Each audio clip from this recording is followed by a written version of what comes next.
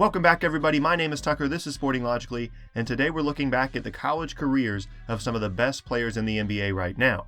With Selection Sunday coming up in a couple of days, I got to thinking about which current NBA players never got the chance to experience March Madness and the excitement and hype that comes with it. Obviously, this list won't include international or prep-to-pro players that never played in college. Only those guys that had a chance to make it to the NCAA tournament will be allowed on the list. Let's go ahead and get started. Number 1, Damian Lillard. First of all, can we just take a second to acknowledge the fact that Dame is absolutely crushing it for the Trailblazers right now, averaging over 30 points per game in the month of February and putting up over 35 points in 3 of 4 games in March so far, leading the Trailblazers to an 8-game winning streak and the 3rd best record in the West right now. Anyway, let's talk about his college career. Lillard had an outstanding 4-year career at Weber State and far exceeded expectations as either a 2- or 3-star prospect coming out of high school, depending on which recruiting service you look at. Here's a short list of accomplishments for Lillard while at Weber State.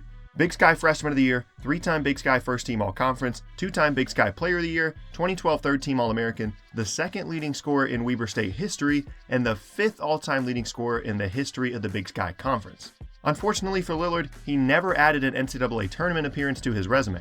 As a big-time player in a small conference, Dame's only chance to make it to the Big Dance was by winning their conference tournament. Though his team made the championship game in his sophomore and senior seasons, they lost to Montana both times, ending Lillard's admittedly excellent career without an NCAA tournament berth to show for it. Number 2, Paul George. Hey, I don't know if you guys knew this or not from the near constant reminders about Paul George's free agency and flirtation with the Lakers the past 2 years, but PG-13 is originally from the state of California and played basketball at Fresno State. A 3-star prospect coming out of high school, George turned out to be a steal for the Bulldogs and was such an impressive college player that he stayed in school for only 2 seasons before declaring for the NBA draft and becoming a top 10 pick. Though he has seen a great amount of both individual and team success so far in the NBA, the team part of that equation never really came to fruition for him at Fresno State.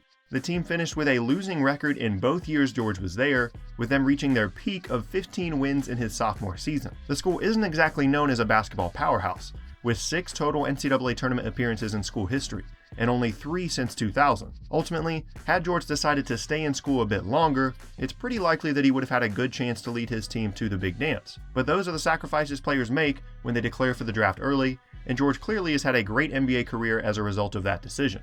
Number 3, Hassan Whiteside.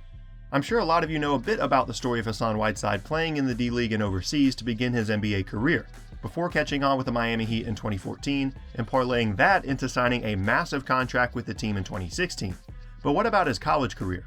Rivals.com had him as a top 100 player in his high school class, and he decided to turn down offers from SEC programs Auburn, Kentucky, and Mississippi State in favor of signing with Conference USA program Marshall. As is becoming a bit of a trend on this list, the Thundering Herd don't exactly have what you would call a great history of success with their basketball program. They have never won an NCAA tournament game in their 5 appearances in school history and haven't been to the Big Dance since 1987.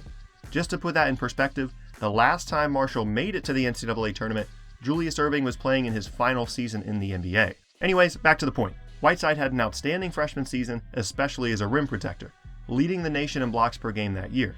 Marshall even put together its best season of the decade, winning 24 games and finishing with 11 wins in the conference. Ultimately, they lost in the quarterfinals of their conference tournament and were not selected to the NCAA tournament.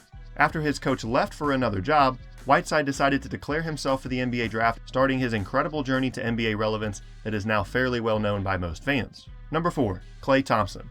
Before he became Splash Brothers with Steph Curry and helped the Warriors win NBA championships with his historic shooting ability, Klay Thompson was trying to lead Washington State to relevancy in the Pac-10 conference. Yes, I know it's now the Pac-12, but at the time it was called the Pac-10 because conference realignment. The Cougars had a recent run of success immediately before Thompson's arrival, reaching the NCAA tournament in both 2007 and 2008, and reaching the Sweet 16 in that 2008 season. The problem for Thompson was the coach that led the team to that success, as well as recruited him to the school in the first place, now Virginia head coach Tony Bennett, left the program after Thompson's freshman season to take the job in Charlottesville, a move that certainly worked out well for the coach. For Thompson, on the other hand, things didn't go quite as well in terms of team success. He continued his strong individual play in both his sophomore and junior seasons, but the team finished last and 6th in the conference respectively over the course of those 2 years. They did win 22 games in what turned out to be his final collegiate season as a junior, which is the program's only 20-win season in the last 8 seasons, by the way,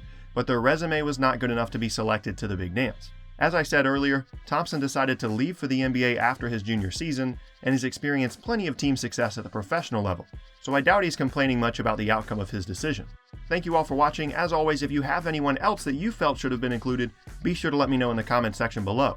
One quick note, I know Ben Simmons isn't on the list, but that's only because he's such a recent addition to the NBA that I figured everyone already knew that one anyway, and I didn't find it that interesting. Anyways, if you liked the video, then leaving a like rating down below is a great way to let me know, and if you'd like to see more videos just like this each and every week, consider subscribing to Sporting Logically and hitting that notification icon to never miss an upload. Thank you all again so much for watching, and I will see all of you guys next time.